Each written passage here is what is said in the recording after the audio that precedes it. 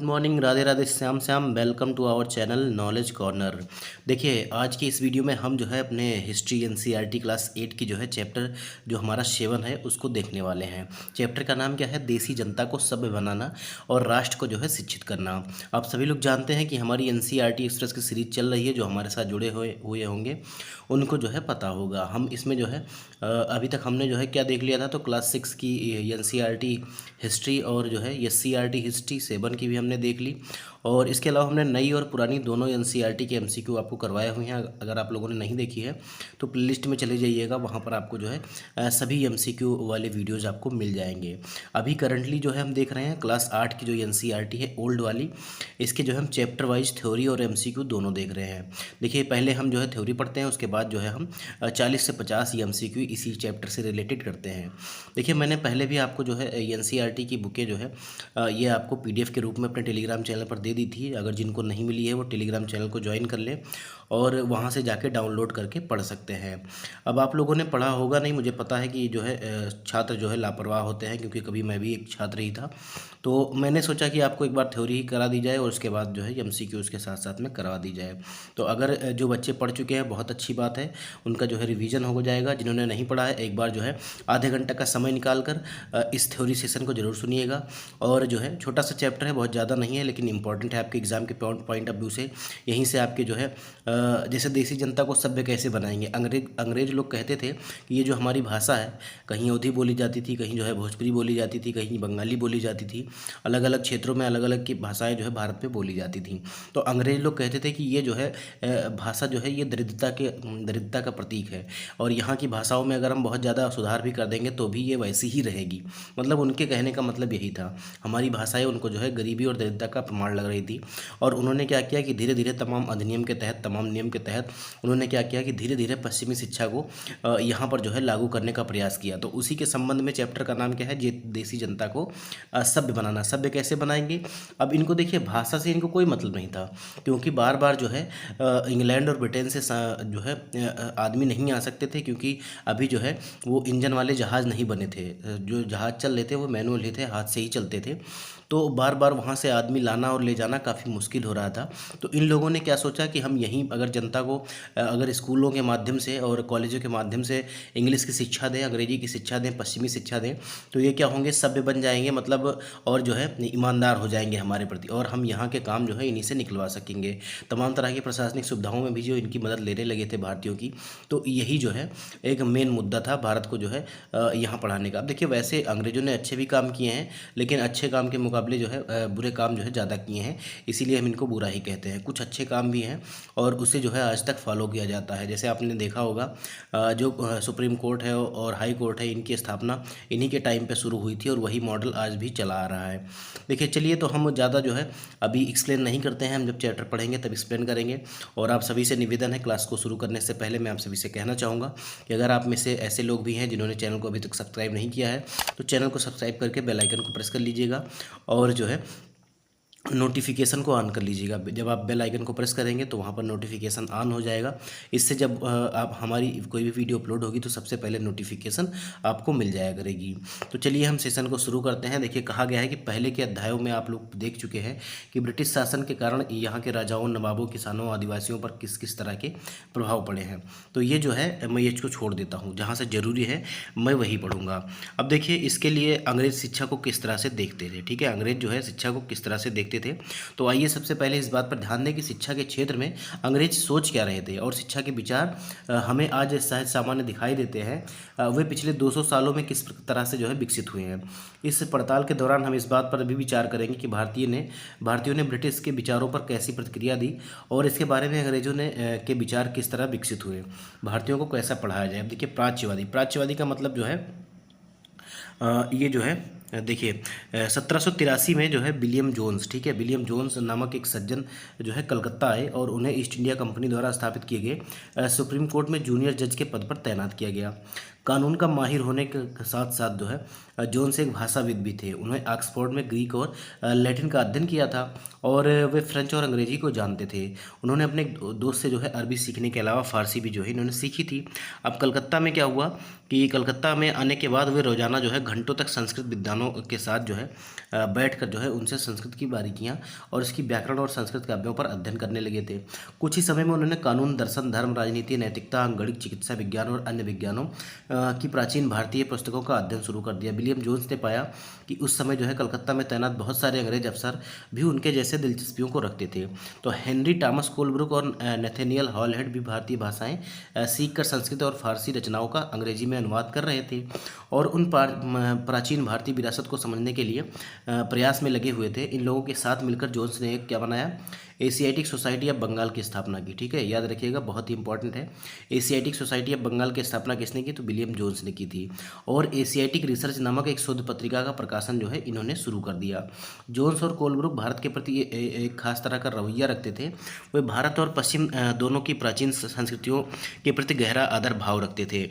उनका मानना था कि भारतीय सभ्यता प्राचीन काल में अपने वैभव के शिखर पर थी, परंतु बाद में उसका पतन होता चला गया। उनकी राय में भारत को समझने के लिए प्राचीन काल में लिखे गए यहाँ के पवित्र और कानूनी ग्रंथों को खोजना व समझना बहुत जरूरी है। उनका मानना था कि हिंदुओं और मुसलमानों के असली विचारों व कानूनों को इन्हीं रचनाओं के जरिए समझा जा सकता है और इन रचनाओं के पुनः अध्ययन से ही भारत के भावी विकास का आधार पैदा किया जा सकता है। बिल्कुल भाई, किसी देश का विकास करना है तो आप वहाँ की संस्कृति और कल्चर को हटाकर जो है अपना नया नियम कानून नहीं थोप सकते हैं। इससे क्या होगा, विद्रोह हो जाएगा और फिर जो है आपकी सरकार या आपका जो है कानून वहाँ पर नहीं चल पाएगा। सबसे पहले आपको वहाँ के कल्चर और संस्कृति का जो है अध्ययन करना पड़ेगा और उसी के हिसाब से जो है धीरे धीरे कानूनों को इम्प्लीमेंट करना पड़ेगा, बदलाव धीरे धीरे करने पड़ेंगे। देखिए, इस तरह जोन्स और कोलब्रुक दोनों ही प्राचीन ग्रंथों को ढूंढने, व्याख्या करने, अनुवाद करने और ज़्यादा से ज़्यादा लोगों तक अपने नतीजे पहुँचाने में जुट गए। उन्हें विश्वास था कि यह परियोजना न केवल अंग्रेजों को भारतीय संस्कृति से सीखने में मदद मिलेगी, बल्कि भारतीयों को भी अपनी विरासत को दोबारा अपनाने और अतीत के लुप्त वैभव को समझने में मदद मिलेगी। और इस प्रक्रिया में अंग्रेज भारतीय संस्कृति के अभिभावक और मालिक दोनों की भूमिकाएं निभा रहे थे। इन प्रयासों और विचारों से प्रभावित होकर कंपनी के बहुत सारे अधिकारियों ने दलील दी कि अंग्रेजों को पश्चिमी ज्ञान की बजाय भारतीय ज्ञान को ही प्रोत्साहन देना चाहिए। ठीक है, बहुत सारे अंग्रेज जो है वो कह रहे थे कि जो है पश्चिमी ज्ञान की बजाय जो है भारतीय ज्ञान को ही जो है आधार बनाना चाहिए और प्रोत्साहन देना चाहिए। लेकिन कुछ अंग्रेज जो है वो इस बात को नहीं मान रहे थे। वो कह रहे थे कि जो है पश्चिमी ज्ञान जो है काफ़ी ज़्यादा आगे है भारतीय ज्ञान से, इसीलिए पश्चिमी शिक्षा ही इनको देनी चाहिए। वे चाहते थे कि भारतीय प्राचीन ग्रंथों के अध्ययन का प्रोत्साहन और संस्कृत व फारसी साहित्य व काव्य पढ़ाने के लिए संस्थानों की स्थापना की जाए। और इन अधिकारियों को यह भी मानना था कि हिंदुओं और मुसलमानों को वही पढ़ाया जाना चाहिए जिससे वे पहले परिचित हैं, जिससे वे आदर और महत्व देते हैं, उन्हें अनजाने विषयों की शिक्षा न दी जाए। इन अफसरों की राय में केवल तभी अंग्रेज देसी जनता का दिल जीत सकते थे, केवल तभी अजनबी शासक अपनी प्रजा से आदर की उम्मीद कर सकते थे जब ये ऐसा करते और उन्हीं की भाषा में उनको शिक्षा देते। अब इस बात को ध्यान में रखते हुए 1781 में, देखिए ये पॉइंट इंपॉर्टेंट है, 1781 में अरबी फारसी इस्लामिक कानून के अध्ययन को बढ़ावा देने के लिए कलकत्ता में एक मदरसा खोला गया। तो आपसे पूछा जाएगा कि कलकत्ता में एक मदरसा कब खोला गया, या कलकत्ता में अरबी फारसी इस्लामिक कानून को महत्व देने के लिए, बढ़ावा देने के लिए एक मदरसा कब खोला गया। तो कलकत्ता में खोला गया, या आपसे ये पूछ लेगा कि 1781 में अरबी फारसी इस्लामिक कानून को बढ़ावा देने के लिए, अध्ययन को बढ़ावा देने के लिए कहाँ पर जो है एक मदरसे की स्थापना हुई, तो ये कलकत्ता हो जाएगा। आप उलट पलट के कैसे भी सवाल आपसे जो है यहाँ से बन सकता है। आगे देखिए, आगे क्या कहा जा रहा है। देखिए, ये वारेन हेस्टिंग का स्मारक है और इसको हम जो है वैसे पढ़ते नहीं है, लेकिन चलो हम पढ़ देते हैं, ये बहुत ज़्यादा इम्पोर्टेंट नहीं है। देखिए, इस तस्वीर से हमें पता चलता है कि भारत में ब्रिटिश सत्ता के बारे में प्राच्यवादी किस तरह से सोचते थे। देखिए, यहाँ आप देख सकते हैं कि सबसे ऊपर वारेन हेस्टिंग की जो है भव्य प्रतिमा है और प्राच्यवादियों के भारी समर्थक थे। और हमारे एक जो है इसके एक तरफ जो है पंडित और दूसरी तरफ नीचे बैठा हुआ मुंशी दिखाई दे रहा है। हेस्टिंग तथा अन्य प्राच्यवादी भारतीय विद्वानों से विभिन्न भारतीय भाषाएं सीखना चाहते थे, किंतु वह कई बार केवल बोलियां समझते थे। वर्नाकुलर उनका नाम जो है, उन्हें यह वर्नाकुलर कह देते थे। स्थानीय रीति रिवाजों कानूनों के बारे में जानना चाहते थे और प्राचीन ग्रंथों के अनुवाद और व्याख्या में मदद चाहते थे। हेस्टिंग्स ने पहल करके कलकत्ता मदरसे की स्थापना की और उनका विश्वास था कि यहाँ के प्राचीन रीति रिवाज और यहाँ की ज्ञान संपदा में ही भारत में ब्रिटिश शासन का आधार होने चाहिए। ठीक है, तो ये चीज़ आप याद रखिएगा। आगे आपसे कहा जा रहा है कि 1791 में बनारस में हिंदू कॉलेज की स्थापना की गई। तो ये भी काफ़ी ज़्यादा इंपॉर्टेंट लाइन है, आप इसको भी जो है नोट करिएगा अगर नोटबुक लेके बैठे हैं, कि जो है बनारस में जो है 1791 में बनारस हिंदू कॉलेज की जो है स्थापना हुई थी, याद रखिएगा, ताकि वहाँ प्राचीन संस्कृत ग्रंथों की जो है शिक्षा दी जा सके और देश का शासन चलाने में मदद मिले। अब अगर आप लोग प्राच्यवादी नहीं जानते हैं तो ये भी आपको दिया गया है। एशिया की भाषा और संस्कृति का गहन अध्ययन करने वाले जो लोग होते थे उन्हें जो है प्राच्यवादी कहा जाता था। देखिए, परंतु कंपनी के सभी अफसर इन विचारों से सहमत नहीं थे। इनमें से बहुत सारे प्राच्यवादियों के जो है कटु आलोचक थे। अब पूरब की जघन्य गलतियाँ, देखिए ये टॉपिक में क्या लिखा है। 19वीं सदी के शुरुआत से ही बहुत सारे अंग्रेज अफसर शिक्षा के प्राच्यवादी दृष्टिकोण की आलोचना करने लगे। उनका कहना था कि पूर्वी समाजों का ज्ञान त्रुटियों से भरा हुआ है और वे अवैज्ञानिक हैं। उनके जो है मुताबिक पूर्वी साहित्य आभार और सतही था, इसीलिए उन्होंने दलील दी कि अंग्रेजों को अरबी और संस्कृत भाषा के साहित्य के अध्ययन को बढ़ावा देने पर इतना खर्चा नहीं करना चाहिए। प्राच्यवादियों पर हमला करने वाले में जेम्स मिल जो है ये प्रमुख थे। ठीक है, जेम्स मिल जो है ये प्रमुख थे, आपने जेम्स मिल का नाम सुना होगा। इन्होंने जो है भारतीय इतिहास को 3 भागों में बांटा था। मैंने आपको पिछले चैप्टर में पढ़ाया था कि इन्होंने जो है हिंदू और मुगल और अंग्रेज़ों के माध्यम से जो है इनको 3 भाग में बांट दिया था। ठीक है, हिंदू, मुस्लिम और ब्रिटिश काल में भारतीय इतिहास को इन्होंने बांटा था। देखिए आगे क्या कहा जा रहा है। उनका विश्वास था कि अंग्रेज़ों को देसी जनता को खुश करने और उसका दिल जीतने के लिए जनता की इच्छा के हिसाब से उनकी भावनाओं को ध्यान में रखते हुए शिक्षा नहीं देनी चाहिए। उनकी राय में शिक्षा के जरिए उपयोगी और व्यवहारिक चीज़ों का ज्ञान दिया जाना चाहिए। इसलिए भारतीयों को पूर्वी समाज के काव्य और धार्मिक साहित्य के बजाय ये पढ़ाना चाहिए कि पश्चिम ने किस तरह के वैज्ञानिक और तकनीकी सफलताएं हासिल कर ली। एक प्रकार से ये भी थोड़ा बहुत सही ही था, लेकिन धीरे धीरे ये सब इम्प्लीमेंट करना चाहिए। इकट्ठे जो है अंग्रेजी नहीं थोप देनी चाहिए थी। देखिए 1830 के दशक तक जब प्राच्यवादियों का विरोध और तीखा हो गया, तब थॉमस बेबिंगटन मैकाले इन आलोचकों में सबसे प्रमुख और प्रभावशाली विचारक थे। वह भारत को असभ्य देश मानते थे, जिसे सभ्यता का पाठ पढ़ाना जो है जरूरी था। मैकाले के मुताबिक पूर्वी ज्ञान की कोई भी शाखा जो है इंग्लैंड के जो है की प्रगति के समकक्ष नहीं थी। देखिए ये एक स्टेटमेंट यहाँ बहुत इंपॉर्टेंट लिखा गया है और ये जो है आपसे कई बार एग्जाम में पूछा गया है। देखिए क्या कहा जा रहा है। मैकाले ने ही कहा था कि एक अच्छे यूरोपीय पुस्तकालय का केवल एक खाना ही भारत और अरब के समूचे देसी साहित्य के बराबर है। अब ये पूछता है कि यह किसने कहा था कि एक अच्छे यूरोपीय पुस्तकालय का केवल एक खाना ही भारत और अरब के समूचे देसी साहित्य के बराबर है। यह पूछ लेता है कि निम्नलिखित कथन जो है किसका है, तो ये जो है मैकाले का कथन है, याद रखिएगा। अब उनका तर्क था कि भारत में ब्रिटिश सरकार को जो है प्राच्यवादी ज्ञान पर सरकारी पैसा बर्बाद नहीं करना चाहिए, क्योंकि इससे कोई फायदा नहीं होने वाला। गहन ऊर्जा और आवेशपूर्वक मैकाले ने अंग्रेजी भाषा सिखाने की जरूरत पर जोर दिया और उनका मानना था कि अंग्रेजी के ज्ञान से भारतीयों को दुनिया के सर्वश्रेष्ठ साहित्यिक कृतियों को पढ़ने का मौका मिलेगा और जो है यहाँ के लोग पश्चिमी विज्ञान और दर्शन के क्षेत्र में हुए विकास से अवगत होंगे। और इसके अलावा इस प्रकार उनका कहना था कि अंग्रेजी पढ़ाना लोगों को सभ्य बनाने और उनकी रुचियों, मूल्यों और संस्कृति को बदलने का रास्ता हो सकता है। देखिए इन्होंने जो है उच्च भाषा में जो है अंग्रेजी की सिफारिश की थी कि जो है जब उच्च शिक्षा में जो है उच्च भाषा कह रहा हूँ उच्च शिक्षा में इन्होंने अंग्रेजी की वकालत की थी। अब देखिए इन्होंने एक पत्र लिखा जिसे हम जो है मैकाले के मिंट्स के नाम से जानते हैं और इसके आधार पर जो है 1835 का अंग्रेज़ों का उस शिक्षा अधिनियम जो है पारित किया गया। ये फैसला भी लिया गया कि अंग्रेजी को उच्च शिक्षा का माध्यम बनाया जाए और कलकत्ता मदरसे, बनारस संस्कृति कॉलेज जैसे प्राच्यवादी संस्थानों को प्रोत्साहन न दिया जाए। इन संस्थानों को अपने आप क्षरण का शिकार होते जा रहे अंधकार के मंदिरों की संज्ञा दी गई। ठीक है, देखिए अंधकार के मंदिरों की संज्ञा किसको दी गई, ये भी इंपॉर्टेंट है, आपसे स्टेटमेंट वाइज पूछ लिया जाएगा। तो जो हमारे संस्थान थे जैसे कलकत्ता मदरसे और बनारस संस्कृत कॉलेज जो है ये जो है अपने आप जो है क्षरण हो रहे थे, इन्हीं को जो है जैसे अंधकार के मंदिर की संज्ञा दी गई थी, याद रखिएगा। अब स्कूलों के लिए भी अंग्रेजी पाठ्य पुस्तकें जो है ये छपने लगी थी। देखिए व्यवसाय के लिए शिक्षा, उसके पहले हम थोड़ा सा इधर जो मैकाले कमेंट्स है ये देख लेते हैं। सभी पक्ष इस बात पर सहमत दिखाई देते हैं कि भारत के देसी लोगों द्वारा आमतौर पर बोली जाने वाली बोलियों में ना तो साहित्यिक जानकारियाँ हैं और ना ही वैज्ञानिक। इनके अलावा ये बोलियाँ इतनी दरिद्र और रूखी हैं कि अगर किसी स्रोत से इनको समृद्ध बनाने का प्रयास भी किया जाए तो किसी भी मूल्यवान कृति का इसमें अनुवाद भी नहीं किया जा सकता है। ऐसा जो है मैकाले सोचता था। ठीक है, ऐसा मैकाले सोचता था। अब देखिए कह रहा है कि व्यवसाय के लिए शिक्षा। देखिए अगला टॉपिक हमारा क्या है, व्यवसाय के लिए शिक्षा। तो 1854 में ईस्ट इंडिया कंपनी के लंदन स्थित कोर्ट ऑफ डायरेक्टर्स ने भारतीय गवर्नर जनरल को शिक्षा के विषय में एक नोट भेजा और कंपनी के नियंत्रक मंडल के अध्यक्ष जो है चार्ल्स वुड के नाम से जारी किए गए इस संदेश को वुड का नीति पत्र या वुड डिस्पैच के नाम से जाना जाता है। काफ़ी इंपॉर्टेंट है, आपसे पूछेगा कि वुड डिस्पैच जो है किससे संबंधित है, तो ये शिक्षा से संबंधित है। दूसरा ये कब आया था, तो 1854 में आया था। ये चीज़ आप लोग नोट कर लीजिएगा या तो याद रखिएगा। इस दस्तावेज में भारत में लागू की जाने वाली शिक्षा नीति की स्पष्ट रूपरेखा करते हुए एक बार फिर दोहराया गया कि प्राच्यवादी ज्ञान के स्थान पर यूरोपीय शिक्षा को अपनाने से कितने व्यवहारिक लाभ होंगे। देखिए इसमें भी जो है अंग्रेजी शिक्षा की वकालत की गई थी।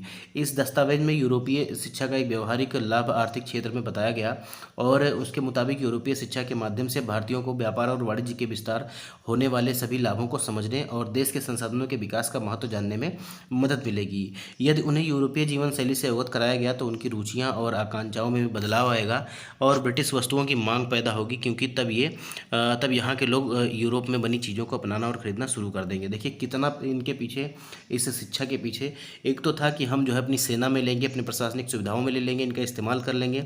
दूसरी चीज़ ये है कि हमारा व्यापार भी चढ़ जाएगा, क्योंकि जब लोग यूरोपीय शिक्षा ग्रहण करेंगे तो उसी के हिसाब से पहनावा और खाने पीने की चीज़ें, रहने की चीज़ें जो है उनकी मांग हो जाएगी और ये जो है यूरोप की चीज़ें जो है अपनाना शुरू कर देंगे और धीरे धीरे जो है यूरोप का व्यापार भी भारत में बढ़ जाएगा। तो बहुत ही पीछे बहुत ही जो है गहरी एक साजिश थी और इसी के तहत जो है वुड के नीति के पत्र में यह भी तर्क दिया गया कि यूरोपीय शिक्षा से भारतीयों के नैतिक चरित्र का उत्थान होगा, इससे वे ज़्यादा सत्यवादी और ईमानदार बन जाएंगे। फलस्वरूप कंपनी के पास भरोसेमंद कर्मचारियों की कमी नहीं रहेगी। देखिए कितना जो है साजिश रची जा रही थी। दस्तावेजों के मुताबिक पूरब का साहित्य न केवल भयानक त्रुटियों से भरा पड़ा था, बल्कि यह लोगों में न तो काम के प्रति दायित्व और समर्पण का भाव पैदा कर सकता था और न ही शासन के लिए आवश्यक निपुणता। अब देखिए इनका इन्होंने जो है नीति पत्र दिया डिस्पैच में, इसमें लिखा था कि जो है इसके मुताबिक जो है पूरब का साहित्य जो है बहुत बहुत बड़ी बड़ी त्रुटियों से भरा हुआ था और इसमें जो लिखा हुआ था वो काम के प्रति जो है समर्पण का भाव पैदा नहीं कर सकता था, ऐसा इसमें कहा जा रहा है। अब देखिए 1854 के नीति पत्र के बाद अंग्रेजों ने कई अहम कदम उठाए। सरकारी शिक्षा विभागों का गठन किया गया ताकि शिक्षा संबंधी सभी मामलों पर सरकार का नियंत्रण स्थापित किया जा सके। विश्वविद्यालय शिक्षा की व्यवस्था विकसित करने के लिए कदम उठाए गए और 1857 में, देखिए इंपॉर्टेंट है, 1857 में जब विद्रोह हो रहा था उसी समय जो है दिल्ली में सिपाही जब विद्रोह कर रहे थे मेरठ और दिल्ली में, उसी समय कलकत्ता, मद्रास और बम्बई में जो है विश्वविद्यालयों की स्थापना की जा रही थी। स्कूल शिक्षा प्रणाली में परिवर्तन के भी प्रयास किए गए। अब देखिए यहाँ पर जो है 1854 के वुड के नीति पत्र में प्राच्यवादी ज्ञान का विरोध करने वालों की निर्णायक जो है विजय का संकेत था। इसमें क्या कहा गया था, हमें जोर देकर यह बात कहनी चाहिए कि भारत में हम जिस शिक्षा का प्रसार करना चाहते हैं उस शिक्षा का लक्ष्य यूरोप की श्रेष्ठतर कलाओं और सेवाओं, दर्शन और साहित्य यानी यूरोपीय ज्ञान का प्रसार करना है। अब देखिए यहाँ आगे क्या कहा जा रहा है, देखिए ये एक फ़ोटो लगी हुई है आपकी, देसी जनता को सभ्य बनाना, ये चैप्टर का नाम लिखा हुआ है। देखिए नैतिक शिक्षा की मांग। 19वीं सदी में भारत में ईसाई प्रचारकों ने व्यवहारिक शिक्षा के पक्ष में दिए जा रहे तर्कों का घोर विरोध किया और प्रचारकों का मानना था कि शिक्षा का उद्देश्य लोगों का नैतिक चरित्र में सुधार लाना भी होता है और नैतिक उत्थान केवल ईसाई शिक्षा के जरिए ही संभव है। 1813 तक ईस्ट इंडिया कंपनी भारत के प्रचारक गतिविधियों के विरुद्ध थी। कंपनी को भय था कि प्रचारकों की गतिविधियों की वजह से स्थानीय जनता के बीच असंतोष पैदा होगा और लोग भारत में अंग्रेजों की उपस्थिति को शक की नज़र से देखने लगेंगे। अब देखिए सभी लोग अपने अपने तरफ से उल्लू सीधा करने में लगे हुए थे। कोई जो है ईसाई का धर्म का प्रचार प्रसार करके नैतिक शिक्षा दे रहा था, कोई जो है विश्वविद्यालय और जो है विद्यालय की स्थापना करके यूरोपीय शिक्षा देने के जुगाड़ में लगा हुआ था। तो ये सब जो है अपना अपना उल्लू सीधा करने के चक्कर में लगे हुए थे। देखिए ब्रिटिश नियंत्रण वाले भू क्षेत्रों में अपने संस्थाएं न खोल पाने की वजह से प्रचारकों ने अंततः श्रीरामपुर में अपना मिशन खोला। यह इलाका डेनिश ईस्ट इंडिया कंपनी के संपर्क में था और वर्ष 1800 में एक छापाखाना लगाया गया और 1818 में एक कॉलेज खोला गया। आगे देखिए कहा जा रहा है 19वीं सदी के दौरान पूरे भारत में प्रचारक स्कूल खोले गए, परंतु 1857 के विद्रोह के बाद जो है भारत ब्रिटिश सरकार की प्रचारक शिक्षा को प्रत्यक्ष सहायता देने में आनाकानी करने लगी थी। सरकार को लगता था कि स्थानीय रीति रिवाजों, व्यवहारों, मूल मान्यताओं और धार्मिक विचारों से किसी भी तरह की जो है छेड़छाड़ करना देसी लोगों को भड़का सकता है। अब देखिए आपसे पूछेगा कि श्रीरामपुर में जो है मिशन या मिशनरी या मिशन की स्थापना जो है किसके सहयोग से की गई, तो ये जो स्कॉटलैंड के ईसाई प्रचारक थे विलियम केरे, इनके सहयोग से जो है श्रीरामपुर मिशन की जो है स्थापना की गई थी। आगे आपसे कहा जा रहा है कि स्थानीय पाठशालाओं का क्या हुआ। अब देखिए जो स्थानीय पाठशालाएँ गुरुकुल वगैरह चलते थे वो क्या हुआ, देखिए उनके बारे में देखिए। यह क्या आपको कुछ अंदाज़ा है कि अंग्रेज़ों से पहले यहाँ के बच्चों की किस प्रकार पढ़ाया जाता था? आपने कभी सोचा कि उस समय बच्चे स्कूल जाते थे या नहीं जाते थे? अगर वो स्कूल थे तो ब्रिटिश शासन के तहत उनका क्या हुआ। अब देखिए क्या हुआ, उनका विलियम एडम की एक रिपोर्ट थी जो 1830 के दशक में आई थी। देखिए 1830 के दशक में स्कॉटलैंड से आए एक जो है ईसाई प्रचारक विलियम एडम ने बंगाल और बिहार के जिलों का दौरा किया और कंपनी ने उन्हें देसी स्कूलों की शिक्षा की प्रगति पर रिपोर्ट तैयार करने का जिम्मा सौंपा। एडम जी ने जो रिपोर्ट लिखी वह दिलचस्प थी। एडम ने पाया कि बंगाल और बिहार में 1 लाख से ज़्यादा छोटी छोटी पाठशालाएँ थीं।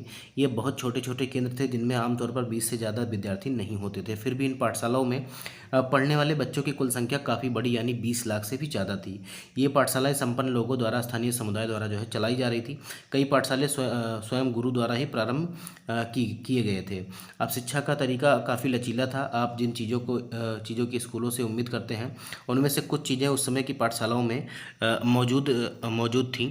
और जो है बच्चों की फ़ीस निश्चित नहीं थी, छपी हुई किताबें नहीं थी और पाठशाला की इमारत अलग से नहीं बनाई जाती थी। बेंच और कुर्सियाँ नहीं होती थी, ब्लैक बोर्ड नहीं होते थे, अलग से कक्षाएं लेने, बच्चों की हाजिरी लेने का कोई इंतजाम नहीं होता था। सालाना इम्तिहान और नियमित समय सारणी जैसा कोई व्यवस्था नहीं था। कुछ पाठशालाएं बरगद की छाँव में ही चलती थी और कई गाँव को किसी दुकान या मंदिर के कोने में या गुरु के घर पर ही बच्चों को पढ़ाया जाता था। बच्चों की फ़ीस उनके माँ बाप की आमदनी से तय होती थी। अमीरों को ज़्यादा और गरीबों को कम फीस देनी पड़ती थी। शिक्षा जो है मौखिक ही होती थी और क्या पढ़ाना है इस बात विद्यार्थियों की ज़रूरतों को देखते हुए गुरु ही तय करते थे। विद्यार्थियों को अलग कक्षाओं में नहीं बिठाया जाता था, सभी एक जगह एक साथ बैठकर पढ़ते थे। अलग अलग स्तर के विद्यार्थियों के साथ गुरु अलग अलग से बातें कर लेते थे। एडम्स ने पाया कि यह लचीली प्रणाली स्थानीय आवश्यकताओं के लिए काफ़ी अनुकूल है और उदाहरण के लिए फसलों की कटाई के समय कक्षाएं जो है बंद हो जाती थी, क्योंकि इस समय गाँव के बच्चे प्रायः खेतों में जो है काम करने चले जाते थे। कटाई और अनाज निकल जाने के बाद पाठशाला जो है दोबारा शुरू हो जाती थी और इसका परिणाम यह था कि साधारण काश्तकारों के बच्चे भी जो है पढ़ाई कर सकते थे, क्योंकि ये टाइम के हिसाब से उनके अनुकूल था। आगे देखिए नई दिनचर्या, नए नियम।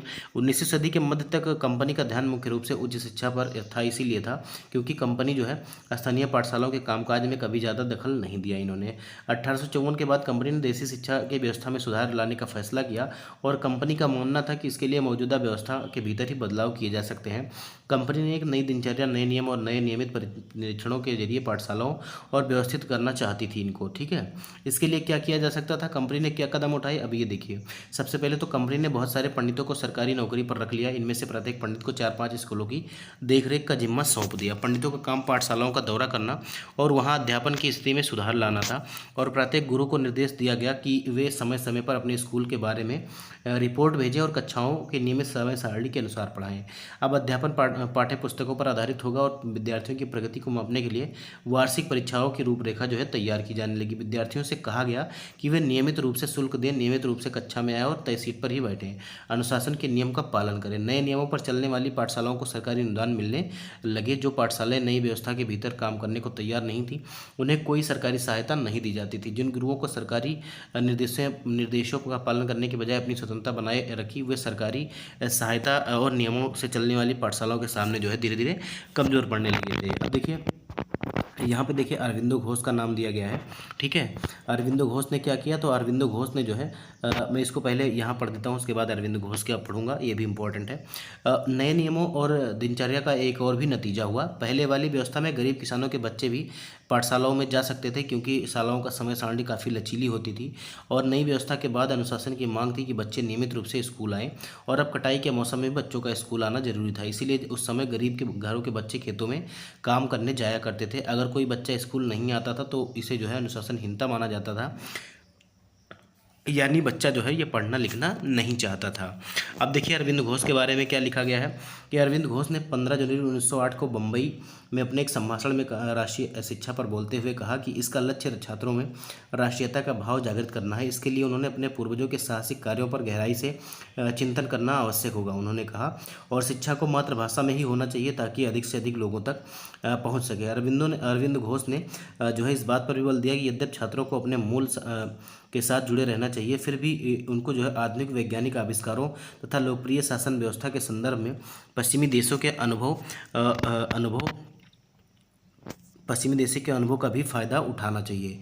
इसके अतिरिक्त छात्रों को कोई भी हस्तकला भी सीखनी चाहिए ताकि वे स्कूल छोड़ने पर यथासंभव रोजगार प्राप्त कर सके। तो बिल्कुल ये चाहते थे राष्ट्रीयता की भावना का विकास हो शिक्षा से। इसके साथ साथ ही जो है अपनी मूल के साथ जुड़े रहना भी, मातृभाषा में शिक्षा, और साथ साथ जो है जो आधुनिकीकरण की शिक्षा है वो भी आपको ग्रहण करनी चाहिए। तो बिल्कुल जो है ये बात इन्होंने बहुत ही परफेक्ट कही थी। देखिए आगे आपसे कहा जा रहा है कि राष्ट्रीय शिक्षा को मंजूरी, राष्ट्रीय शिक्षा की जो है कार्यसूची। अब केवल अंग्रेज अफसर ही भारत में शिक्षा के बारे में नहीं सोच रहे थे। केवल 19वीं सदी की शुरुआत से ही भारत के विभिन्न भागों में बहुत सारे विचारक शिक्षा के व्यापक प्रसार की जरूरत पर जोर देने वाले यूरोप से आ रहे बदलावों से प्रभावित कुछ लोग भारतीयों का मानना था कि पश्चिमी शिक्षा भारत का आधुनिकीकरण कर सकती है। उन्होंने अंग्रेजों से आह्वान किया कि वे नए स्कूल, कॉलेज और विश्वविद्यालय खोलें तथा शिक्षा पर ज़्यादा से ज़्यादा पैसा खर्च करें। और इस दिशा में कुछ प्रयासों के बारे में आप जो है अध्याय 9 में पढ़ेंगे। परंतु सारे भारतीय जो है पश्चिमी शिक्षा के विरुद्ध थे, और बहुत सारे जो है भारतीय पश्चिमी शिक्षा के विरुद्ध थे। महात्मा गांधी और रविन्द्रनाथ टैगोर इसी तरह के लोगों में से थे। अब देखिए कहा जा रहा है कि अंग्रेजी शिक्षा ने हमें गुलाम बना दिया। किसने कहा था? महात्मा गांधी ने कहा था। देखिए महात्मा गांधी का कहना था कि औपनिवेशिक शिक्षा ने भारतीयों के मस्तिष्क में हीनता का बोध पैदा कर दिया है। बिल्कुल पैदा कर दिया था बहुत हद तक, क्योंकि जो अंग्रेजी जानता था वो अपने आप को सुपीरियर समझता था, और जो हिंदी बोलता था उसको जो है एकदम से बेकार माना जाता था। अभी भी यही चल रहा है। इसके प्रभाव में आकर यहाँ के लोग पश्चिमी सभ्यता को श्रेष्ठतर मानने लगे हैं और अपनी संस्कृति के प्रति उनका जो गौरव नष्ट हो गया है। महात्मा गांधी ने कहा कि इस शिक्षा में विष भरा है, यह जो है पापपूर्ण है, इसने भारतीयों को दास बना दिया है, इसने लोगों पर यह प्रभाव डाला है। उसके मुताबिक पश्चिम से आने वाली हर चीज़ की प्रशंसा करने वाले इन संस्थानों में पढ़ने वाले भारतीय ब्रिटिश शासन को पसंद करने लगे थे। महात्मा गांधी एक ऐसी शिक्षा के पक्षधर थे जो राष्ट्रीयता भी विकसित करे भारतीयों के अंदर, और स्वाभिमान का भाव भी पुनर्जीवित करे। भारतीय राष्ट्रीय आंदोलन के दौरान उन्होंने विद्यार्थियों से आह्वान किया कि वे जो है शिक्षा संस्थानों को छोड़ दें, अंग्रेजों को बताएं कि अब वे गुलाम बने रहने के लिए तैयार नहीं है। महात्मा गांधी की दृढ़ मान्यता था कि शिक्षा केवल भारतीय भाषाओं में दी जानी चाहिए, और उनके मुताबिक अंग्रेजी में दी जा रही शिक्षा भारतीयों को अपाहिज बना देती है। उन्हें अपने जो है सामाजिक परिवेश से काट दिया गया है और उन्हें अपनी ही भूमि पर अजनबी बना दिया गया है। उनकी राय में विदेशी भाषा बोलने वाली, स्थानीय संस्कृति से घृणा करने वाली अंग्रेजी शिक्षित भारतीय अपना जनता से जो है जुड़ने के तौर तरीके भूल चुके थे। बिल्कुल बहुत से लोग ऐसे थे जो ऐसा कर रहे थे। महात्मा गांधी का कहना था कि पश्चिमी शिक्षा मौखिक ज्ञान की बजाय केवल पढ़ने और लिखने पर केंद्रित है, और उसमें पाठ्य पुस्तकों पर जोर दिया जाता है, लेकिन जीवन के अनुभव और व्यवहारिक ज्ञान की उपेक्षा की जाती है। और गांधी का तर्क था कि शिक्षा से व्यक्ति का दिमाग और आत्मा विकसित होनी चाहिए। उनकी राय में केवल साक्षरता यानी पढ़ने और लिखने की क्षमता पा लेना ही शिक्षा नहीं होती। इसके लिए तो लोगों का हाथ से काम करना पड़ता है, और हुनर सीखने के लिए यह जानना पड़ता है कि विभिन्न चीज़ें किस तरह से काम करती हैं। इससे उनका जो है मस्तिष्क और जो है उनका जो है उनकी क्षमता समझने में दोनों में मदद मिलेगी और उनका जो है विकास होगा। महात्मा गांधी ऐसा कह रहे थे। अब आगे देखिए, साक्षरता ही शिक्षा नहीं है। देखिए शिक्षा से मेरा मतलब, महात्मा गांधी ने ही लिखा था कि शिक्षा से मेरा मतलब इस बात से है कि बालक के और मनुष्य के देह, मस्तिष्क और भावना के श्रेष्ठ तत्वों को सामने लाया जाए। साक्षरता न तो शिक्षा का अंत है और न ही उसकी शुरुआत है। यह केवल एक साधन है जिसके जरिए पुरुषों और महिलाओं को शिक्षा दी जा सकती है। साक्षरता अपने आप में शिक्षा नहीं होती। लिहाजा मैं बच्चों को शिक्षित करते हुए सबसे पहले उन्हें कोई उपयोगी हस्त कौशल सिखाऊंगा। उन्हें शुरू से ही कुछ रचने पैदा करने के लिए तैयार करूंगा। मेरा मानना है कि दिमाग और आत्मा का सर्वोच्च विकास इस तरह की शिक्षा में ही संभव है, और प्रत्येक हस्त कौशल आज की तरह केवल यांत्रिक ढंग से नहीं बल्कि मनोवैज्ञानिक ढंग से पढ़ाया जाना चाहिए। यानी बच्चे को प्रत्येक प्रक्रिया के क्यों और किस लिए होना चाहिए ये भी बताना चाहिए। तो बिल्कुल महात्मा गांधी का ये स्टेटमेंट आज के जीवन के परिप्रेक्ष्य में भी एक प्रकार से सही ही है। आगे कहा जा रहा है कि जैसे जैसे राष्ट्रीय भावना का प्रसार हुआ, कई दूसरे विचारक भी आए, ऐसी राष्ट्रीय शिक्षा प्रणाली के बारे में सोचने लगे जो अंग्रेजों द्वारा स्थापित की गई व्यवस्था से आमूल तौर पर भिन्न हो। अब टैगोर का शांति निकेतन भी इसी का एक एग्जाम्पल था। देखिए, आप में से बहुत सारे दोस्तों ने शांति निकेतन के बारे में सुना होगा। और क्या आप जानते हैं कि इसकी स्थापना किसने और क्यों की? तो रविन्द्रनाथ टैगोर ने यह संस्था जो है 1901 में शुरू की। ठीक है, याद रखिएगा, 1901 में शुरू की। टैगोर जब बच्चे थे तो स्कूल जाने से बहुत चिढ़ते थे, वहाँ उनका दम घुटता था और जो है वहाँ का माहौल उन्हें जो है दमनकारी लगता था। टैगोर को ऐसे लगता था मानो स्कूल कोई जेल हो, क्योंकि वहाँ बच्चे मनचाहा कभी कभी नहीं कर पाते थे। जब बच्चे दूसरे बच्चे शिक्षक को सुन रहे होते थे, टैगोर का दिमाग कहीं और भटक रहा होता था। अब कलकत्ता के अपने स्कूल जीवन के अनुभवों ने जो है शिक्षा के बारे में टैगोर को विचारों को काफ़ी प्रभावित किया। और जब वो बड़े हुए तो उन्होंने एक ऐसा स्कूल खोलने के बारे में सोचा जहाँ बच्चे जो है खुश रह सकें, जहाँ वे मुक्त और रचनाशील हो सकें और जहाँ वे अपने विचारों और आकांक्षाओं को समझ सके। टैगोर को लगता था कि बचपन का समय अपने आप सीखने का समय होना चाहिए। वह अंग्रेजों द्वारा स्थापित की गई शिक्षा व्यवस्था के कड़े और बंधनकारी अनुशासन से मुक्त होने चाहिए। शिक्षक जो है कल्पनाशील हो और बच्चों को जो है समझते हों, उनके अंदर उत्सुकता हो, जानने की चाह विकसित करने में मदद कर सके। टैगोर के मुताबिक वर्तमान स्कूल बच्चों की रचनाशीलता और चकित होने के उसके स्वाभाविक गुण को जो है मार देते हैं। टैगोर का मानना था कि सृजनात्मक शिक्षा को केवल प्राकृतिक परिवेश में ही प्रोत्साहित किया जा सकता है। इसीलिए इन्होंने कलकत्ता से 100 किलोमीटर दूर स्थित एक ग्रामीण परिवेश में अपना स्कूल खोलने का फैसला किया। उन्हें यह जगह निर्मल शांति से भरी शांति निकेतन दिखाई देती थी, जहाँ प्रकृति के साथ जीते हुए बच्चे अपनी स्वाभाविक सृजनात्मकता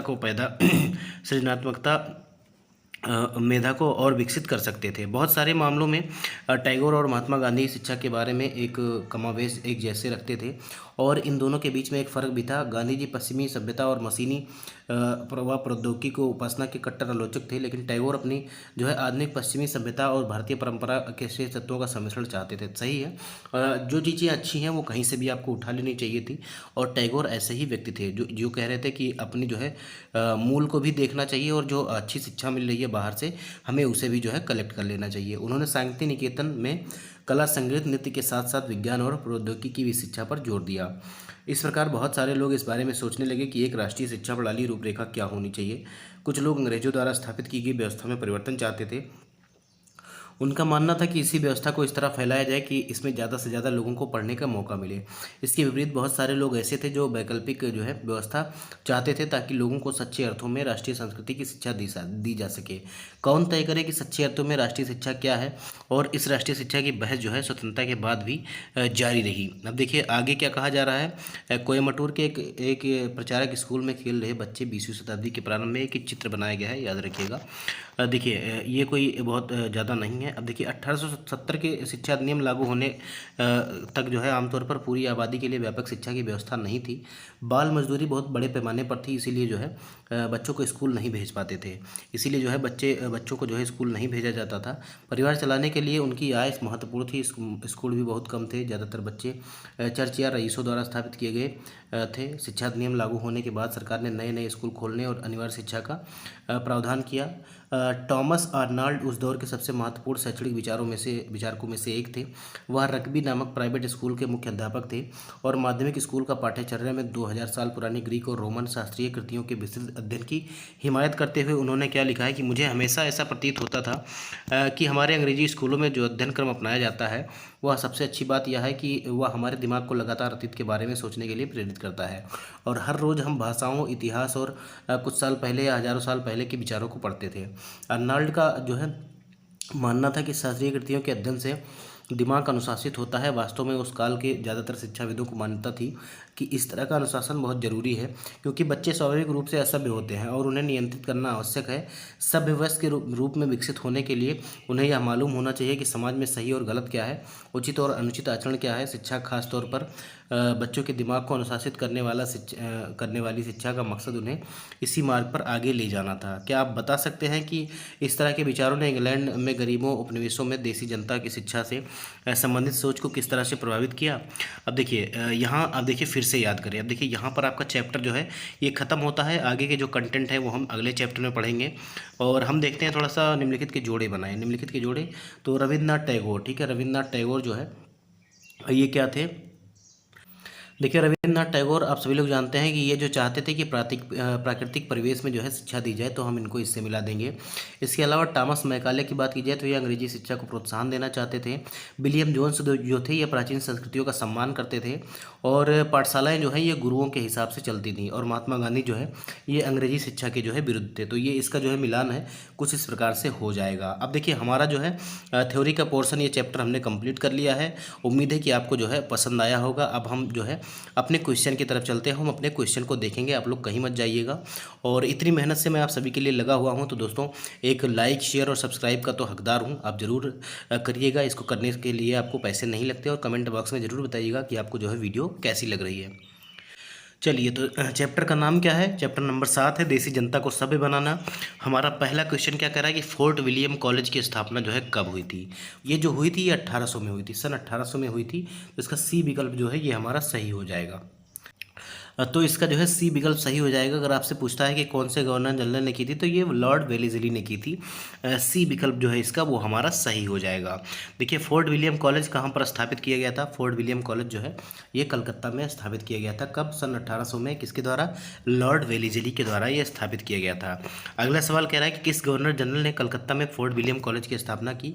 तो किस गवर्नर जनरल ने की थी? अभी मैंने आपको बताया कि ये जो है बी विकल्प इसका सही हो जाएगा, लॉर्ड वेलेस्ली। अगला देखिए चौथे नंबर का सवाल है कि ओरिएंटलिस्ट ये जो है किस प्रकार की शिक्षा को बढ़ावा देना चाहते थे? अब जो है तकनीकी जो है ये जो है वेस्टर्न एजुकेशन के जो है बहुत बड़े प्रचारक थे। ठीक है, वेस्टर्न एजुकेशन से। तो देखिए चाहे ओरिएंटलिस्ट कह लीजिए और चाहे जो है आप प्राच्यवादी कह लीजिए, ये जो है ये कह रहे थे कि प्राचीन भारतीय शिक्षा भी देनी चाहिए। तो ये जो है इन्हीं को बढ़ावा दे रहे थे। तो इसका बी विकल्प जो है ये हमारा सही हो जाएगा। अगला सवाल कह रहा है कि एक अच्छे यूरोपीय पुस्तकालय का सिर्फ एक ही खाना जो है भारत और समूचे अरब के देसी साहित्य के बराबर है। तो ये कथन किसका है? मैंने आपको बताया था और मार्क भी करके दिखाया था कि याद रखिएगा ये सवाल में आपके पूछा जाता है। तो ये जो है मैकाले ने कहा था। इसका बी विकल्प जो है वो हमारा सही हो जाएगा। आगे आपसे क्या कहा जा रहा है कि 1835 के मैकाले मिंट्स जो है मैकाले का मिंट्स किस शिक्षा पद्धति से संबंधित था? तो ये कौन सी शिक्षा पद्धति से संबंधित था? तो ये जो है अंग्रेजी शिक्षा का अंग्रेजी शिक्षा को जो है आगे बढ़ाना चाहते थे। बी विकल्प जो है ये हमारा सही हो जाएगा। ठीक है, अगला सवाल कह रहा है कि डाउनवर्ड फिल्ट्रेशन थ्योरी, डाउनवर्ड जो है फिल्ट्रेशन थ्योरी किससे संबंधित है? तो ये जो है आपका अंग्रेजी शिक्षा से संबंधित है। याद रखिएगा अंग्रेजी शिक्षा से। बी विकल्प जो है ये हमारा सही हो जाएगा। क्वेश्चन नंबर 8 आपसे कहा गया है वुड डिस्पैच। ठीक है, वुड डिस्पैच या वुड का जो है नीति पत्र ये कब जारी किया गया था? तो मैंने आपको बताया था कि ये जो है 1854 में जारी किया गया था। तो इसका जो है बी विकल्प हमारा सही हो जाएगा। क्वेश्चन नंबर 9 आपसे क्या कहा जा रहा है कि वुड डिस्पैच को किस नाम से जाना जाता है? तो वुड डिस्पैच को किस नाम से जाना जाता है? तो इसे जो है भारतीय शिक्षा का चार्टर के नाम से जाना जाता है। ये भारतीय शिक्षा का चार्टर भी इसको कहा जाता है। तो इसका ए विकल्प जो है वो हमारा सही हो जाएगा। कौन सा विकल्प? विकल्प ए हमारा सही हो जाएगा। देखिए वुड डिस्पैच के अनुसार किस प्रकार की शिक्षा पर बल दिया? वुड डिस्पैच के अनुसार जो है किस प्रकार की शिक्षा पर जो है बल दिया गया? तो ये आपकी कौन सी शिक्षा थी? ये आपका वैज्ञानिक और व्यवहारिक शिक्षा। ठीक है, वैज्ञानिक और व्यवहारिक शिक्षा। इसका सी विकल्प जो है ये हमारा सही हो जाएगा। ठीक है, सी विकल्प जो है ये हमारा सही हो जाएगा। देखिए 1813 के चार्टर एक्ट में शिक्षा पर कितनी राशि व्यय करने का प्रावधान था? अब कुछ इसमें एक्स्ट्रा जो है इन्फॉर्मेशन आपको मिलेगी, तो उसके लिए आपको परेशान होने की ज़रूरत नहीं है।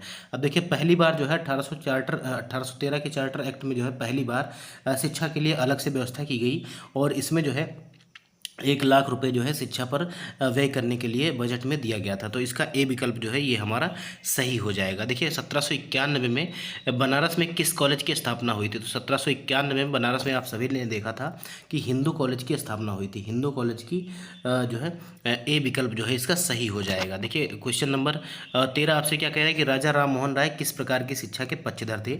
तो राजा राम मोहन राय की बात करें तो अंग्रेजी माध्यम से जो है ये पश्चिमी शिक्षा के समर्थक थे। याद रखिएगा अंग्रेजी माध्यम से पश्चिमी शिक्षा के। तो बी विकल्प जो है ये हमारा सही हो जाएगा। क्वेश्चन नंबर 14 आपसे क्या कह रहा है कि गवर्नर जनरल विलियम बेंटिक ने किस शिक्षा नीति को अपनाया? इन्होंने कौन सी शिक्षा नीति को अपनाया था?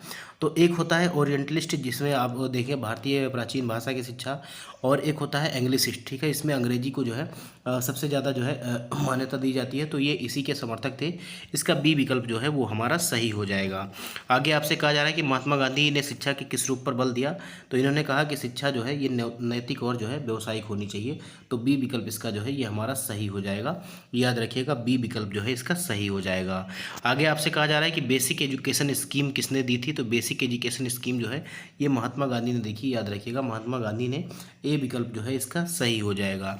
अगला सवाल कह रहा है कि 1857 में किन 3 स्थानों पर जो है विश्वविद्यालय स्थापित किए गए थे। तो आप सभी लोग जानते हैं, जब मेरठ और दिल्ली में 1857 में सैनिक विद्रोह चल रहा था, तो कलकत्ता, मद्रास और बम्बई में जो है विश्वविद्यालय की स्थापना की गई थी। बी विकल्प जो है ये हमारा सही हो जाएगा। 18वें नंबर का सवाल है, हंटर कमीशन का जो है गठन कब किया गया था। तो हंटर कमीशन का गठन जो है, अब आपसे ये पूछेगा कि हंटर कमीशन का संबंध किससे है। तो ये शिक्षा से है, और इसका गठन कब किया गया था। तो इसे जो है 1882 में बनाया गया था। इसका बी विकल्प जो है वो हमारा सही हो जाएगा। थोड़ा सा जो है गला खराब है दोस्तों जुकाम की वजह से, तो इसको आप लोग इग्नोर करिएगा। हमारा अगला सवाल कह रहा है कि किसने कहा था कि education is the manifestation of perfection already in man. ठीक है, किसने कहा था ये। तो ये जो कहा था ये विवेकानंद ने कहा था। किसने कहा था, विवेकानंद ने कहा था कि education is the manifestation of perfection already in man. तो ये बी विकल्प जो है इसका सही हो जाएगा। अगला सवाल क्या कह रहा है कि रविन्द्रनाथ टैगोर ने किस शैक्षिक संस्थान की स्थापना की। तो आप लोगों ने देखा था कि 1901 में इन्होंने जो है शांति निकेतन की स्थापना की थी, कलकत्ता से 100 किलोमीटर दूरी पर। तो शांति निकेतन जो है ये हमारा जो है सही हो जाएगा। और अगर अलीगढ़ मुस्लिम यूनिवर्सिटी की बात की जाए तो किसने किया था। तो ये जो है सर सैयद अहमद खान ने। और बनारस हिंदू विश्वविद्यालय आप सभी लोग जानते हैं कि जो है मदन मोहन मालवीय। अगला सवाल कह रहा है कि 1902 में गठित भारतीय विश्वविद्यालय आयोग के अध्यक्ष कौन थे। 1902 में गठित जो है भारतीय विश्वविद्यालय आयोग के जो है अध्यक्ष कौन थे। तो ये थॉमस रैले थे। ठीक है, थॉमस रैले थे। बी विकल्प इसका जो है वो हमारा सही हो जाएगा। अगला सवाल कह रहा है कि 1904 का विश्वविद्यालय अधिनियम जो है किससे संबंधित है। 1904 का जो विश्वविद्यालय अधिनियम था ये किससे संबंधित है। तो ये जो है उच्च शिक्षा से संबंधित है। ठीक है, उच्च शिक्षा से संबंधित था। सी विकल्प जो है ये हमारा सही हो जाएगा। देखिए, गोपाल कृष्ण गोखले ने शिक्षा को कब अनिवार्य बनाने का प्रस्ताव रखा। तो गोपाल कृष्ण गोखले ने जो है 1913 में जो है शिक्षा को अनिवार्य बनाने का जो है प्रस्ताव रखा था। तो ये आपका सी विकल्प सही हो जाएगा। मैंने कहा कुछ एक्स्ट्रा क्वेश्चन है, कुछ जो है एडिशनल क्वेश्चन मैंने आपके लिए जोड़ के रखे हैं, तो आप लोग जो है परेशान मत होइएगा, इसको भी पढ़िएगा। देखिए, अगला सवाल कह रहा है कि किस राष्ट्रीय नेता ने कहा था कि शिक्षा जो है मातृभाषा में होनी चाहिए। तो महात्मा गांधी ने कहा था कि शिक्षा जो है ये मातृभाषा में होनी चाहिए। अगला सवाल कह रहा है कि अलीगढ़ मुस्लिम विश्वविद्यालय की स्थापना जो है किसने की थी। देखिए, यहाँ पर आंदोलन हो गया है, तो आंदोलन को कट कर दीजिएगा। और जो है ये आंदोलन भी चलाया गया था इन्हीं के द्वारा, और स्थापना भी जो है सर सैयद अहमद खान के द्वारा की गई थी। तो याद रखिएगा, तो ये जो है ए विकल्प इसका सही हो जाएगा। अगला सवाल कह रहा है अलीगढ़ आंदोलन का मुख्य उद्देश्य क्या था। अलीगढ़ आंदोलन का जो है मुख्य उद्देश्य क्या था। तो आधुनिक पश्चिमी शिक्षा का प्रसार इसका जो है मुख्य उद्देश्य था। बी विकल्प जो है ये हमारा सही हो जाएगा। अगला सवाल कह रहा है बनारस हिंदू विश्वविद्यालय की स्थापना किसने की थी। तो बनारस हिंदू विश्वविद्यालय की स्थापना आप सभी लोग जानते हैं, ये जो है पंडित मदन मोहन मालवीय के द्वारा की गई। पंडित मदन मोहन मालवीय के द्वारा जो है बनारस हिंदू विश्वविद्यालय की स्थापना की गई थी। और आप सभी का होमवर्क ये है कि आपको बताना है कि बनारस हिंदू विश्वविद्यालय की स्थापना जो है ये किस वर्ष हुई थी। देखिए, मदन मोहन मालवीय ने बनारस हिंदू विश्वविद्यालय की स्थापना जो है कब की थी, ये आपको बताना है। तो इसका जो सही जवाब हो जाएगा ये हमारा 1916 हो जाएगा। ठीक है, 1916 हो जाएगा। होमवर्क क्या, ये तो मैंने आपको क्वेश्चन ही करा दिया। अगला सवाल आपसे कह रहा है क्वेश्चन नंबर 29 की भारतीय शिक्षा आयोग जो है सदरलैंड आयोग कब गठित किया गया था। अब आपसे ये भी पूछता है कि सदरलैंड आयोग जो है किससे संबंधित है। तो शिक्षा से संबंधित है। और इसका गठन जो है कब किया गया था। तो 1917 में किया गया था, 1917 में। तो इसका जो है सी विकल्प हमारा सही हो जाएगा। देखिए, सैडलर आयोग किसके अध्ययन के लिए नियुक्त हुआ था। सैडलर आयोग जो है ये किसके अध्ययन के लिए नियुक्त हुआ था। तो ये जो है आपका कलकत्ता विश्वविद्यालय के लिए जो है नियुक्त किया गया था, कलकत्ता विश्वविद्यालय के अध्ययन के लिए। तो ये सी विकल्प इसका जो है हमारा सही हो जाएगा। अगला सवाल क्वेश्चन नंबर 31 राष्ट्रीय शिक्षा आंदोलन किस वर्ष शुरू हुआ। तो राष्ट्रीय शिक्षा आंदोलन आप सभी लोगों ने देखा कि मैंने जब आपको पढ़ाया चैप्टर तो उसमें बताया था कि ये जो है 1905 में जब स्वदेशी आंदोलन हमारा चल रहा था तभी जो है राष्ट्रीय शिक्षा आंदोलन जो है ये भी शुरू हुआ था। 1905 में बंगाल का विभाजन भी हुआ था, आप सभी लोग जानते हैं। अगला सवाल कह रहा है कि भारतीय राष्ट्रीय शिक्षा आंदोलन जो है या राष्ट्रीय शिक्षा आंदोलन का संबंध किस आंदोलन से था। तो ये 1905 में जो हमारा स्वदेशी आंदोलन चल रहा था बंग भंग के बाद या बंगाल विभाजन के बाद, उसी से इसका संबंध था, याद रखिएगा। बी विकल्प जो है ये हमारा सही हो जाएगा। देखिए, विवेकानंद की शिक्षा का मुख्य उद्देश्य क्या था? अब स्वामी विवेकानंद की शिक्षा का मुख्य उद्देश्य क्या था? चरित्र निर्माण, ठीक है, कैरेक्टर बिल्डिंग। तो ये इसका बी विकल्प हमारा सही हो जाएगा। अगला सवाल क्वेश्चन नंबर 34 कह रहा है कि रविन्द्रनाथ टैगोर की शांति निकेतन में शिक्षा की मुख्य विशेषता क्या थी? ठीक है, शिक्षा की मुख्य विशेषता क्या थी ये आपको बताना है। तो ये जो है प्रकृति के बीच रहकर शिक्षा देना चाहते थे, बच्चों को सिखाना चाहते थे। इसका बी विकल्प जो होगा वो हमारा सही हो जाएगा। ठीक है, कौन सा विकल्प? विकल्प बी हमारा सही हो जाएगा। अगला सवाल कह रहा है कि श्रीरामपुर मिशन की स्थापना किसके सहयोग से की गई थी? तो मैंने आपको बताया था कि श्रीरामपुर मिशन की स्थापना जो है विलियम केरे के जो है सहयोग से की गई थी, याद रखिएगा। इसका बी विकल्प जो है वो हमारा सही हो जाएगा। क्वेश्चन नंबर 36 आपसे कह रहा है कि 1854 के वुड डिस्पैच ने अंग्रेजी को किस स्तर की शिक्षा में लागू करने पर बल दिया? तो कौन से स्तर में लागू करने के लिए बल दिया था? तो ये उच्च शिक्षा में लागू करने के लिए बल दिया था। इसका जो है सी विकल्प हमारा सही हो जाएगा। अगला क्वेश्चन कह रहा है कि 1857 के विद्रोह के समय कौन कौन से विश्वविद्यालय अस्तित्व में आए? तो जब 1857 का विद्रोह हो रहा था, मैंने आपको पहले भी ये क्वेश्चन अभी कराया है थोड़ी देर पहले, तो ये जो है कलकत्ता, मद्रास और मुंबई में, ठीक है, कलकत्ता, मद्रास और मुंबई में विश्वविद्यालय जो है ये स्थापित किए गए थे। तो इसका ए विकल्प जो है ये हमारा सही हो जाएगा। देखिए, एशियाटिक सोसाइटी ऑफ बंगाल की स्थापना किसने की? तो एशियाटिक सोसाइटी ऑफ बंगाल की स्थापना जो है ये विलियम जोन्स ने की थी। विलियम जोन्स ने, बी विकल्प जो है इसका वो हमारा सही हो जाएगा। अगला सवाल आपसे कह रहा है कि किसने कहा था कि शिक्षा वह है जो जीवन निर्माण, चरित्र निर्माण और समाज का निर्माण करे? किसने कहा था कि शिक्षा वह है जो जीवन निर्माण, चरित्र निर्माण और जो है समाज का निर्माण करे? तो ये जो है स्वामी विवेकानंद ने कहा था। स्वामी विवेकानंद ने कहा था। तो बी विकल्प इसका जो है वो हमारा सही हो जाएगा। सेशन का हमारे आखिरी सवाल कि राष्ट्रीय शिक्षा परिषद की स्थापना जो है कब हुई थी? राष्ट्रीय शिक्षा परिषद की स्थापना जो है कब हुई थी? तो इसके जो सही जवाब हो जाएगा वो आपका 1906 हो जाएगा। तो आज के सेशन में दोस्तों इतना ही। अगले सेशन में जो है चैप्टर 8 को हम देखेंगे। तो आप सभी लोगों से निवेदन है कि आप सभी लोग जो है वीडियो को लाइक करिएगा, शेयर करिएगा, चैनल को सब्सक्राइब करिएगा। और इसी तरह से हम अगली वीडियो में कल फिर मिलेंगे। तब तक के लिए जय हिंद, जय भारत, नमस्कार।